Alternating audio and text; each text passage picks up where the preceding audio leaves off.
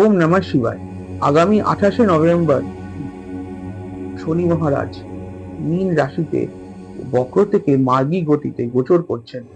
এতে কর্কট লগ্ন রাশির জাতক জাতিকাদের যে আপনাদের বাড়িতে আপনাদের বয়স জ্যেষ্ঠ বা আপনাদের বাবা স্থানীয় লোকেদের যেই হেলথ প্রবলেম থাকুক বা কোনো স্ট্রাগলে ছিলেন, তার থেকে কিন্তু তারা এখন একটু রিলিফ পাবেন।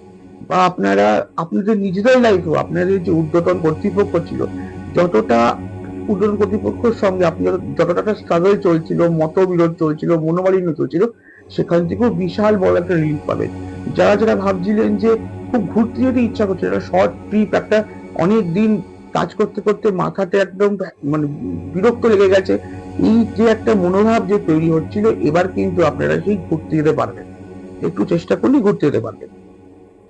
আর লাস্টলি, আপনারা যারা অনেকদিন ধরে লোনের চেষ্টা করছেন, অনেক ব্যাংক ঘুরেছেন কিন্তু লোন পাচ্ছিলেন না, কিন্তু এই সময় কিন্তু সেটারও যোগ কিন্তু খুব ভালো আছে।